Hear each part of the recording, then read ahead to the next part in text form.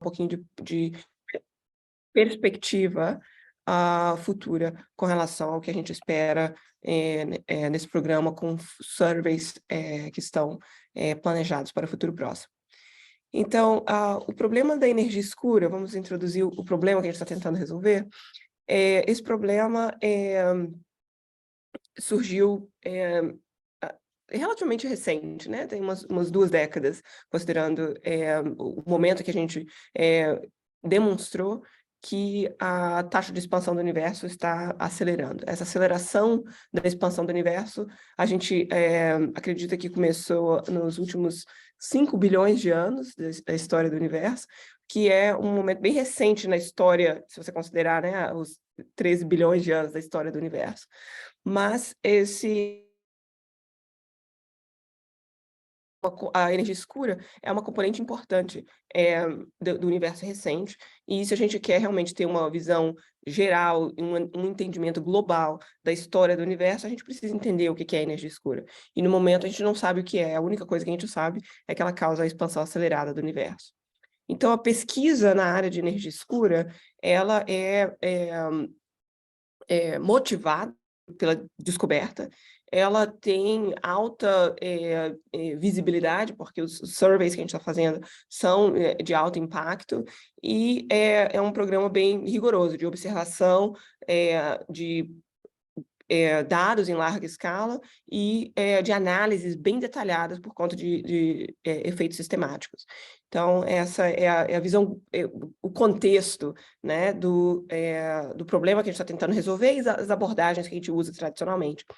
Então, qualquer abordagem nova, por exemplo, ondas gravitacionais, que é a componente nova que eu vou colocar aqui, ela tem que se encaixar nesse programa, que é um programa que tem requerimentos, né, bem extremos. Então, a pesquisa na área de energia escura, ela normalmente vai procurar medir parâmetros cosmológicos, tem muitos parâmetros, mas em particular os parâmetros que são relevantes são a equação de estado, o W, que você pode expandir em fatores W, o valor de W hoje, W0, e WA, que tem a ver com a variação dessa equação de estado com o tempo. Tem a amplitude das aglomerações de galáxias, e tem também a taxa de expansão do universo hoje, H0. E, finalmente, tem a densidade de energia total de matéria, ômega-m. Esses parâmetros, eu resolvi selecionar esses aqui para mencionar nessa introdução, porque a gente vai ver alguns plots, etc., em que esses parâmetros aparecem, né? E a ideia é, através da medida desses parâmetros, a gente tentar entender a questão fundamental, que é qual é a natureza da energia escura. Será que a energia escura é a constante cosmológica, como foi proposto, né, por Einstein décadas atrás? Ou será que é uma nova dinâmica, um novo campo, né, que a gente precisa ser estudado? Essa pergunta a gente responde, por exemplo, medindo a equação de estado. Se a equação de estado for exatamente igual a -1, e o segundo parâmetro aqui for igual a 0, ou seja, -1 e constante, eu teria constante cosmológica. Se não, eu teria um outro tipo de campo dinâmico, né? Além disso, pode ser que a gente tenha uma nova física que esteja além da teoria da relatividade geral, e, nesse caso, a ação de estado não é relevante, mas, além disso, esses outros parâmetros aqui se tornam relevantes também, porque a ideia é que você pode ter uma outra teoria que seja não seja a relatividade geral, que produz o mesmo equação de estado, mas produza uma taxa de aglomeração ou uma taxa de expansão inconsistentes uma com a outra. Por isso que eu coloquei esse terceiro bullet point aqui, para indicar que não é só a medida desses parâmetros que é importante, mas também testar a consistência dos modelos e dos parâmetros com observáveis diferentes, que são sensíveis a diferentes componentes né, dessa mistura aqui de parâmetros. E, além disso, outra coisa muito importante é que as medidas que a gente faz no universo recente tem que ser consistente com as medidas que a gente faz no universo primordial, por exemplo, medidas que vêm da radiação cósmica de fundo, que é um tipo de experimento que eu não vou mencionar muito nessa apresentação. Então, os observáveis chaves para atingir todos esses objetivos são muitos, mas eu tentei destilar aqui nos 4 principais. Então, uma coisa que você quer medir é a taxa de expansão, ou a história da taxa de expansão do universo à medida que o universo evolui. Tem observações da radiação cósmica de fundo, tem também observações da taxa de crescimento das estruturas, ou seja, a taxa de aglomeração das galáxias, e, finalmente, tem ondas gravitacionais. Em particular, ondas gravitacionais é um desenvolvimento recente, porque a gente atingiu o nível de sofisticação tecnológica para poder observar ondas gravitacionais somente em 2015, né? Então, é uma coisa bem recente. Aqui é uma visão bem rápida de quais são os instrumentos que a gente utiliza e, em particular, os instrumentos que o meu grupo de pesquisa está utilizando ou planeja utilizar no futuro para esse tipo de pesquisa. Então, como eu mencionei, o Dark Energy Survey é um survey que é atual, presente, usando um telescópio de 4 metros e uma câmera de 3 graus quadrados. O DESI, vou pular aqui para esse campo. DESI é um survey espectroscópico que está num telescópio muito parecido com o do Dark Energy Survey, no hemisfério norte, no Arizona, e também é atual, no sentido que está tomando dados agora.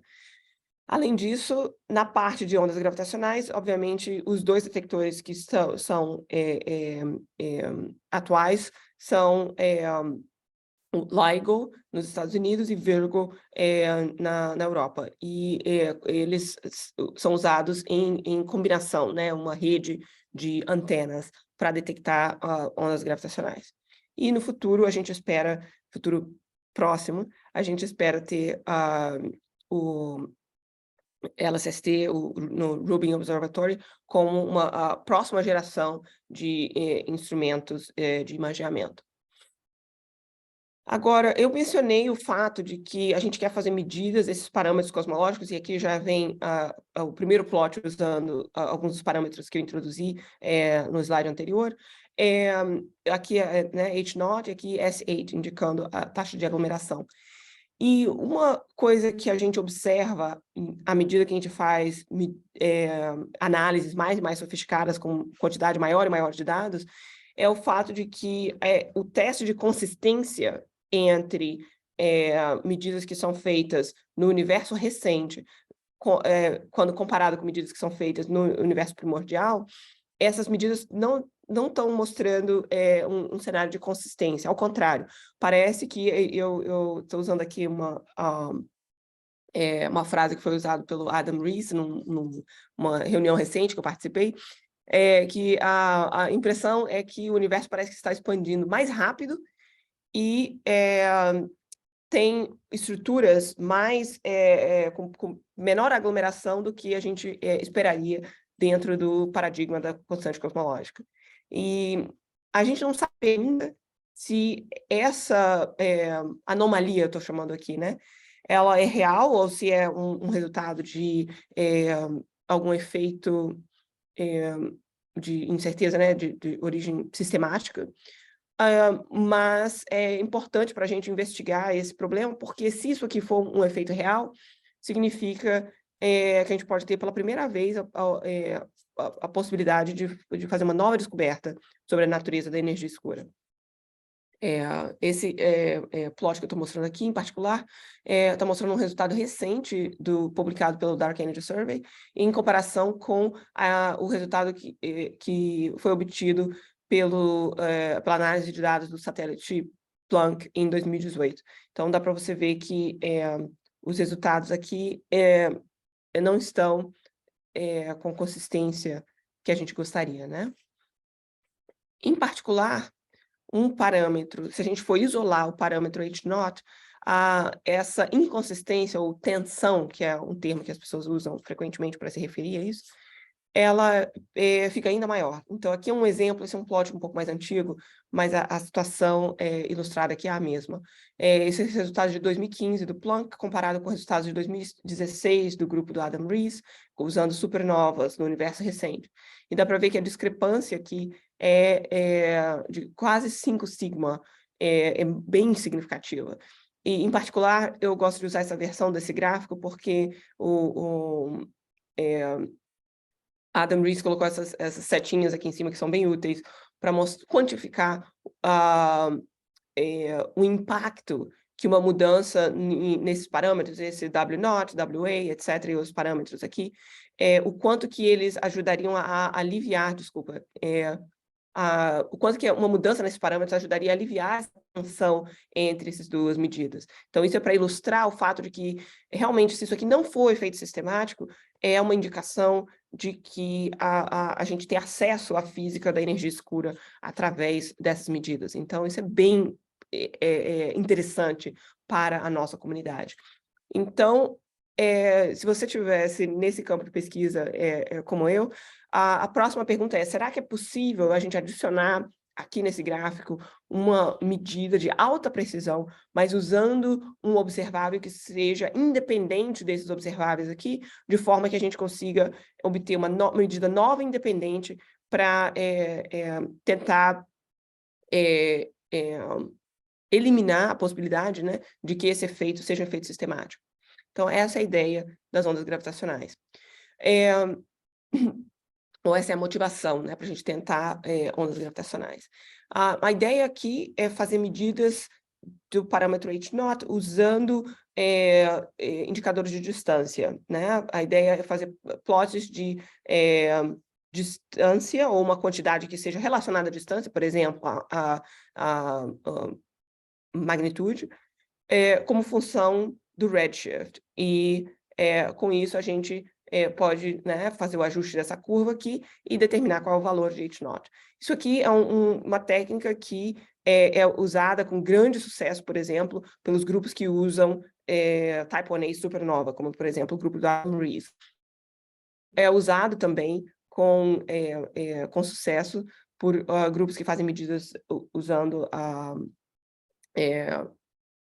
BAO na radiação cósmica de fundo, e agora nós estamos tentando fazer a mesma coisa usando o que a gente chama de Standard Sirens, que seriam coalescências de sistemas binários de estrelas de nêutrons, ou talvez até buracos negros, onde a análise dos dados de ondas gravitacionais produz a informação de distância, e o redshift é obtido da maneira tradicional, através da astronomia tradicional. Deixa eu entrar um pouquinho mais em detalhe em como que a gente obtém a distância através dessas sirenes padrão. Essa técnica foi introduzida nos anos 80.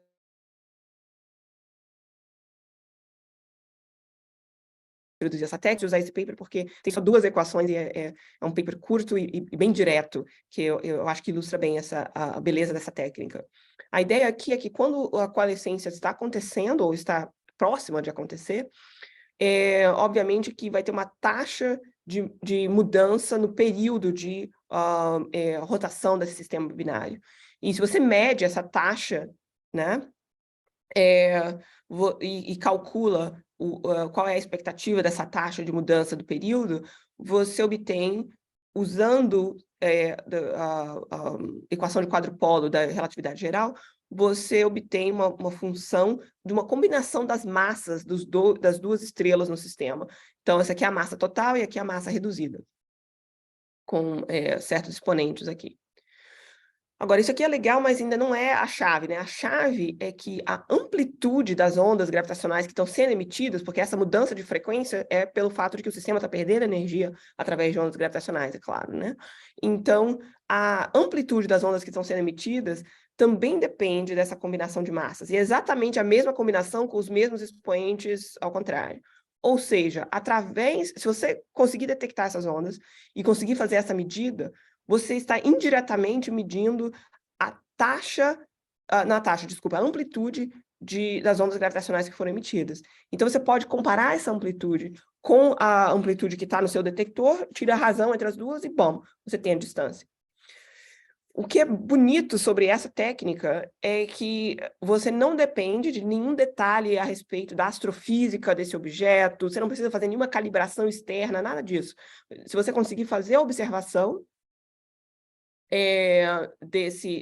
das ondas gravitacionais e conseguir fazer esse cálculo, você tem uma medida de distância que, para colocar aqui no eixo Y desse plot, você teria uma medida de distância completamente livre dos efeitos sistemáticos tradicionais da astronomia tradicional.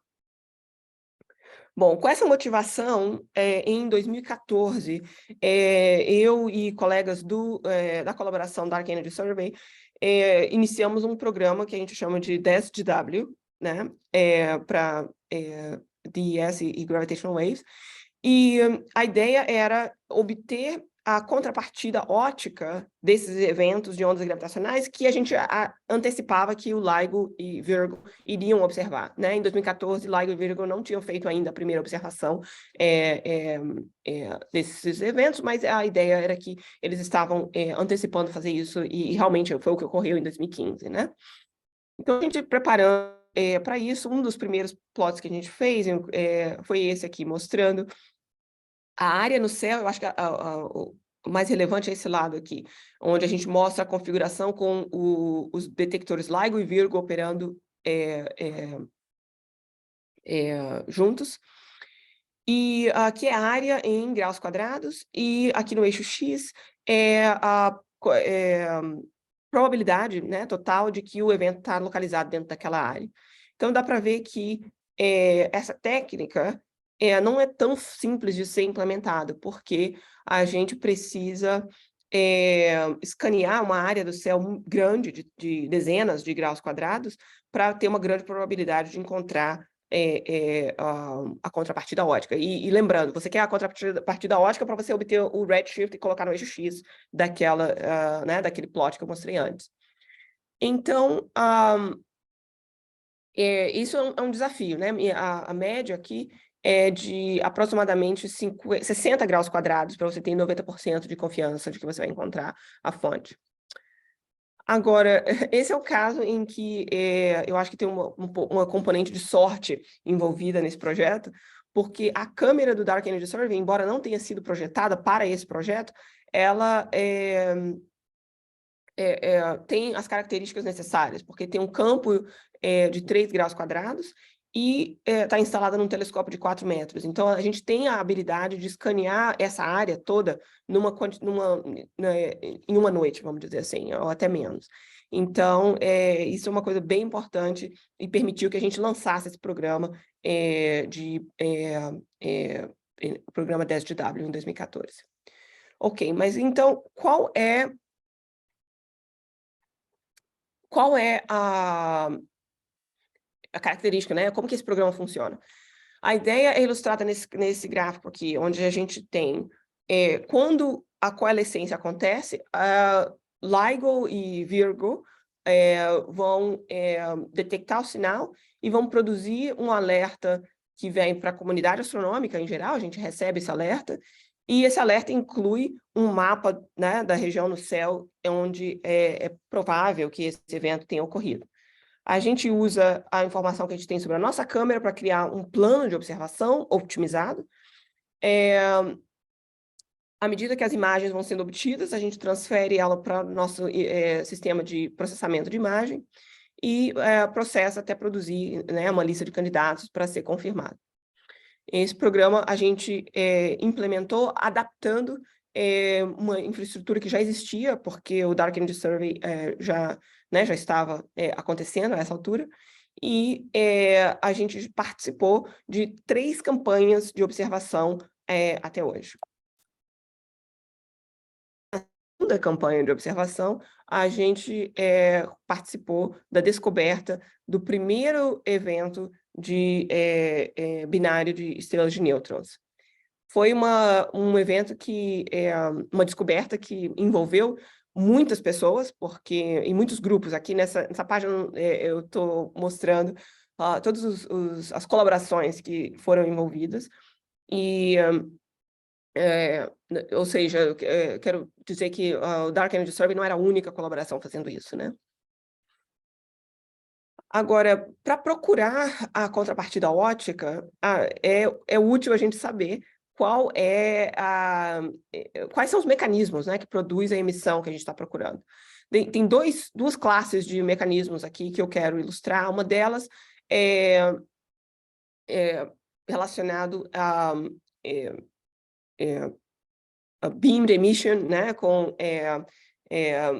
que acontece por causa do campo magnético muito forte que esse sistema tem, e que vai acelerar partículas e formar, né, um gamma ray burst, e também emissão em rádio e raio-x. Essa emissão aqui, isso é bacana, muito bom, mas não é legal para o nosso projeto de que essas bandas aqui não são bandas que a gente é sensível, né?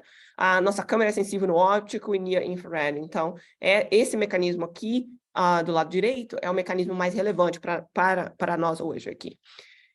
A ideia aqui é um mecanismo que resulta da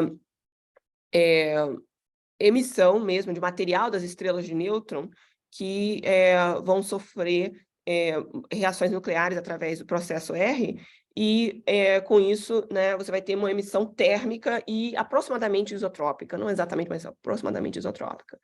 Então, a ideia é que a gente vai buscar esse tipo de assinatura aqui, observacional. No caso do evento que aconteceu em 2017, o evento é chamado GW170817, de Gravitational Waves, e a data, né, que aconteceu, o resultado que você está vendo aqui, no meio, esse plot mostra os dados de ondas gravitacionais, como eu falei antes, né, a taxa de mudança da frequência, que é frequência como função do tempo, momento zero ao momento da coalescência. Essa curva aqui é a curva que você tem que ajustar para você derivar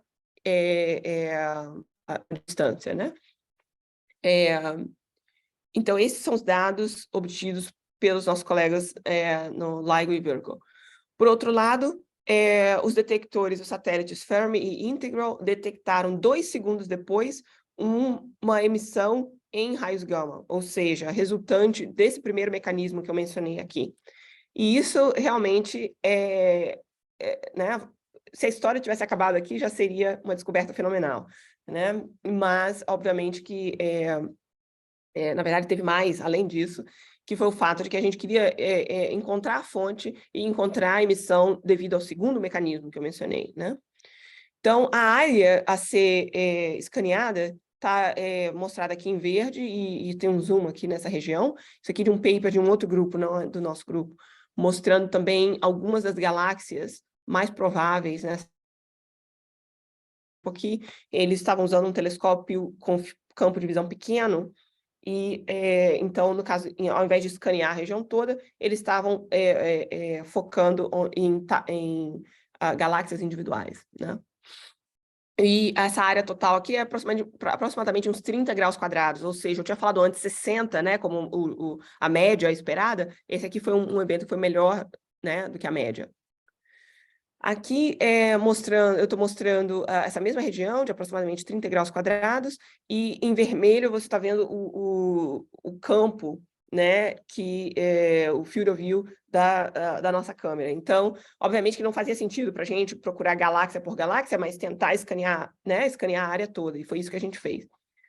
A gente preparou também grupos, então esses aqui são colegas que estavam no telescópio fazendo observações, e localizados remotamente em várias instituições. A gente também teve grupos que estavam preparados para rapidamente escanear as imagens que estavam sendo obtidas, né? Mesmo antes do processamento ocorrer, a gente já estava olhando as imagens que foram obtidas. E o programa realmente deu certo. Em aproximadamente 12 horas depois da coalescência, um dos nossos colaboradores né, viu que realmente tinha um transiente nessa galáxia aqui, que era uma galáxia, né, na distância correta, de acordo com a distância que tinha sido determinada pelos nossos colegas do LIGO. Então, essa imagem que a gente publicou desse evento está aqui, e aqui mostrando relativamente no mapa, né, que foi obtido, onde está localizado esse evento. Então, realmente foi um momento maravilhoso, a gente está, né, super animado e contente, e vamos reportar essa descoberta para a comunidade. Bom, nós reportamos e também outros grupos reportaram, inclusive o grupo que eu mostrei antes, que estava trabalhando com um telescópio de 1 metro, e na verdade, eles viram antes da gente, porque esse evento, essa aqui é a imagem deles, que é um pouquinho mais blurry que a nossa, mas dá para ver aqui o transiente bem claro. Eles, era acho que número 9 ou 11, não lembro, na lista deles, então eles conseguiram chegar a essa galáxia e conseguiram ver esse transiente. Então, esse foi um resultado muito legal. Então, esse foi o resultado obtido em 2017. Bom, estamos aqui agora em 2023, 5 anos depois, né? Você pode se perguntar, e agora, né? Eu vou chegar lá na segunda metade da nossa discussão aqui, a gente vai... ok, eu deveria dizer que, para completeza, né? Outros grupos também, independentemente dos outros, descobriram o evento, a lista dos papers que foram publicados, e eu vou pular essa parte e vou mostrar que a gente colaborou com o grupo do LIGO para fazer uma medida do parâmetro H0. Obviamente que com um evento, essa medida não vai ser uma medida de alta precisão. A ideia, para poder fazer uma medida de alta precisão, a gente precisa de muitos desses eventos. E uma outra coisa que a gente fez foi tentar procurar também contrapartida ótica de eventos de buracos negros. E eu posso falar sobre isso depois, se as pessoas quiserem fazer perguntas sobre isso, eu posso falar, mas no momento eu vou pular essa parte para poder ganhar tempo aqui e tudo. Então, finalmente, o que aconteceu desde 2017? O que a gente está fazendo e o que esse programa, né, o que a gente espera no futuro? Desde 2017, houve mais uma campanha de observação. Essa campanha teve duração de aproximadamente 1 ano, e aproximadamente 100 eventos foram detectados ao todo. Tá? Desses 100, uns 10 aproximadamente, são eventos que a gente acredita que tenha pelo menos uma estrela de nêutrons dentro dele. E a gente fez observações com a nossa câmera em 4 desses eventos, certo? E publicamos alguns papers e tudo que eu vou falar agora. Obviamente, eu teria colocado aqui nessa lista se a gente tivesse feito uma nova descoberta, né, de um novo evento. Não houve uma nova descoberta durante a terceira campanha. Mas a gente aprendeu muito e eu vou tentar fazer um resumo aqui do que a gente aprendeu. Bom, primeiro, aqui tem um exemplo de 2 eventos que a gente fez observações e 2 dos papers que a gente observou. Um deles, a gente não cobriu a área toda, que a área era muito grande.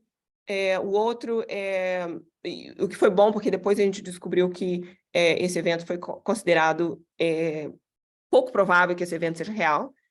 Esse outro é um evento de alta confiança, a gente cobriu a área toda, e acho que foi o melhor evento que a gente teve em 2019.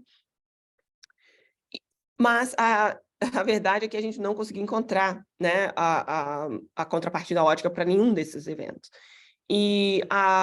Então, se essas Standard Sirens são brilhantes, né, a gente tinha antes começado a usar essa definição de Bright e Dark Sirens, né, para eventos que a gente espera que tenha contrapartida ótica e outros que a gente espera que não tenha contrapartida ótica, por exemplo, eventos de buracos negros. Eu acho que a gente deveria mudar o nome para Faint Sirens, porque essa contrapartida ótica, ela parece ser mais fraca do que a gente esperaria para o evento de 2017. Só para ter uma comparação, essa caixinha aqui, isso aqui é o parâmetro, o espaço de parâmetros, né, que a gente explorou. E isso aqui é a massa de estrela de nêutrons que é ejetada, ou seja, de 1 a 5% no máximo né, de uma massa solar, a velocidade com que esse material é ejetado, e aqui, esse painel aqui em cima está mostrando a fração de lanthanides, que se relaciona com a opacidade do material, ok? Então, esse espaço de parâmetros, a gente não sabe. No caso do evento de 2017, a gente tem uma estimativa de que a gente estava aqui, nessa caixa.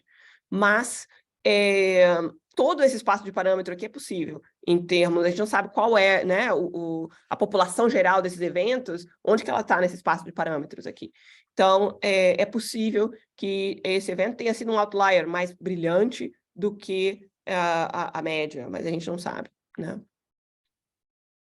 Então, uma das lições aqui é que a gente quer fazer observações mais profundas na próxima temporada, para poder a gente garantir que a gente consegue cobrir esse espaço de parâmetros todo com alta probabilidade. A gente fez um paper combinando todos os eventos das 3 temporadas, né, em uma medida do parâmetro H0. Essa é a curva mostrada aqui em vermelho. A região cinza era a região que foi obtida com o evento original de 2017. Então, dá para ver que houve uma melhoria, mas não é ainda um resultado de alta precisão. A gente fez melhorias também nas nossas técnicas para fazer uma modelagem, antecipando que no futuro a gente vai fazer mais observações desse tipo. Eu posso falar disso mais também no futuro. E a gente está procurando também melhorar nossas buscas por temas que são de buracos negros. Eu também posso voltar e falar nisso aqui depois, se for, se as pessoas estiverem interessadas. Quais são as perspectivas agora para a 4ª temporada? Agora, na 4ª temporada, que deve começar em maio desse ano, a gente espera realmente fazer novas descobertas. Acho que nós estamos confiantes, baseado no que a gente aprendeu, né, da temporada anterior, e tudo, a gente está confiante que a gente vai conseguir fazer uma descoberta nesse ano. A 4ª temporada deve ter duração de 18 meses e vai permitir a gente fazer bastante observação. Esse gráfico aqui está mostrando uma projeção otimista, assumindo que a gente consiga detectar aproximadamente quase uma dúzia, né, de eventos nessa temporada, o quanto que a gente conseguiria melhorar a nossa estimativa do parâmetro de Hubble baseado nesse resultado. Então, isso o que está acontecendo agora, nesse momento, é que nós estamos trabalhando em preparação para essa 4ª temporada e antecipando aí que a gente bons resultados. Em particular, eu gostaria de enfatizar aqui um paper que vai aparecer no archive na semana que vem. A gente está submetendo essa semana. O primeiro autor é Clécio de Boom, do CBPF, e é uma colaboração interessante, onde a gente fez um estudo bem detalhado com simulações de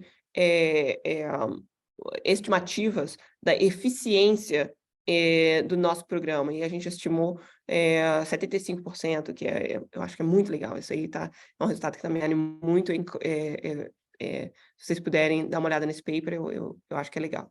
Aqui estão 2 plots que são parte desse paper, para dar um gostinho do que você vai ver, e mostrando realmente que a gente tem uma alta probabilidade de descoberta, muito maior do que a gente tinha na campanha anterior, que é essa curva de baixo aqui. Então, isso aí está um resultado bastante animador.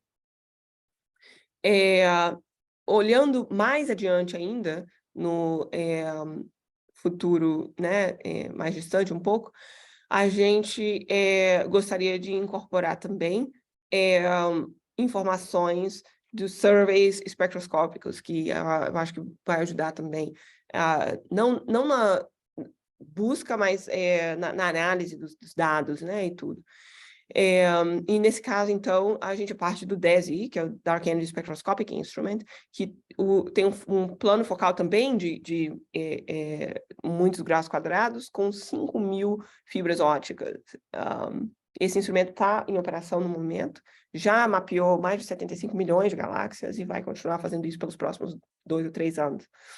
O que eu estou mostrando aqui é eu acho que o vídeo não vai funcionar agora, mas isso uma das estudantes que trabalhou no meu grupo aqui em Michigan, e essa é o que a gente chama de Telescope Simulator, que a gente usa para testar o instrumento, ou para testar componentes do instrumento, para melhorar a performance. E isso eu quero só dar uma ilustrada aqui, que não é só a parte, né, da busca e da descoberta antes disso acontecer, ou mesmo durante esse processo, tem todo um behind the scenes, né, trabalho que acontece atrás ali das cortinas, para fazer com que esses instrumentos operem da maneira mais otimizada possível.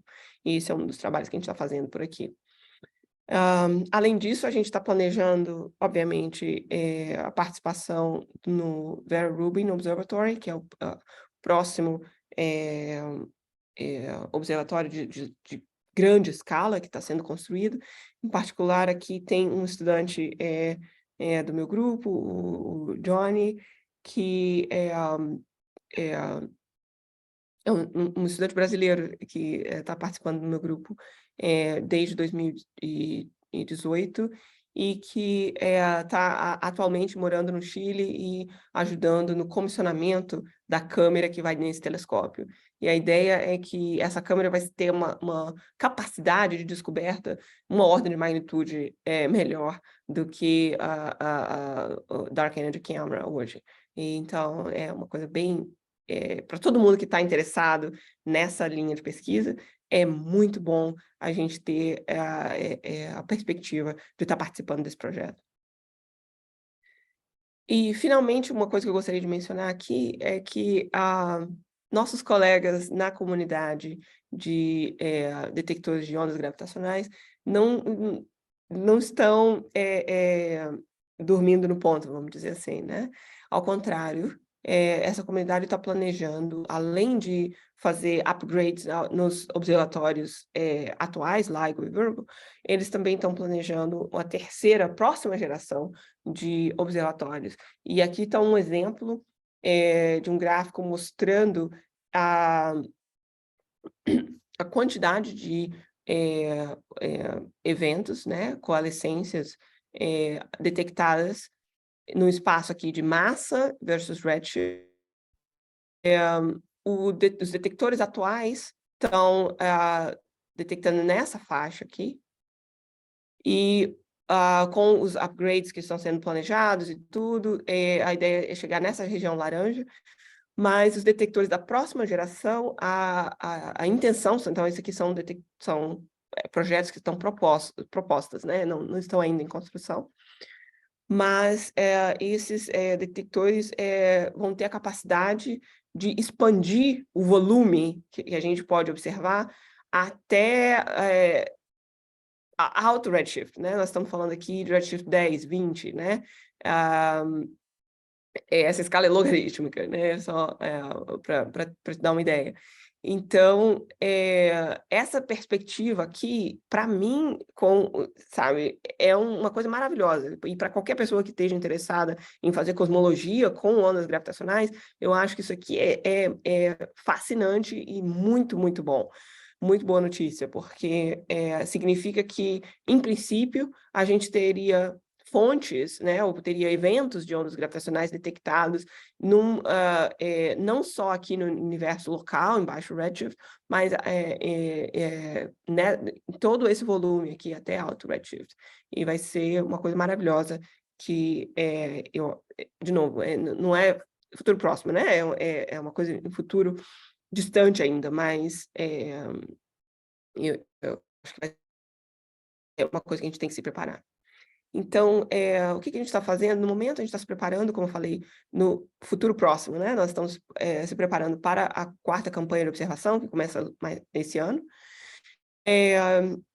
e, ao mesmo tempo, planejando um programa de escala muito maior, que permita a gente fazer, pela primeira vez, medidas com precisão, né? A gente já consegue fazer alguma medida do parâmetro H0, mas a gente não está ainda num regime de alta precisão.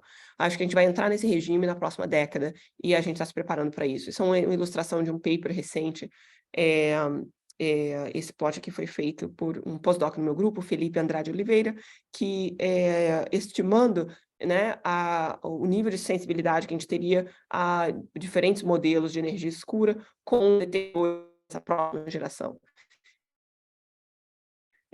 Realmente é um negócio bem positivo. Meu grupo participou ativamente do processo de planejamento da próxima geração, projetos para o que a gente chama aqui nos Estados Unidos de Cosmic Frontier, né?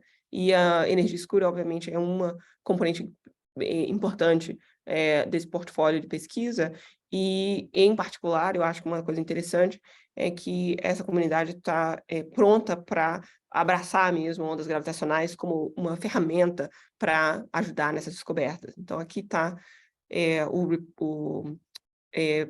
report que a gente produziu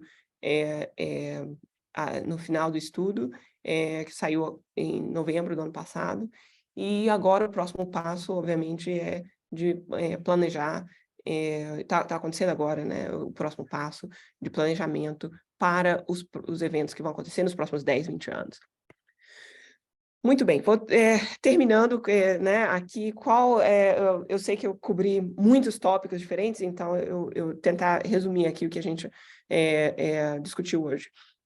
Eu tentei discutir as perspectivas, né, de pesquisa na área de energia escura, usando uma combinação de astronomia tradicional e ondas gravitacionais. Eu comecei falando do caso, né, bem sucedido do evento de 2017, onde a gente participou da descoberta e que inaugurou mesmo, né, esse novo campo de pesquisa.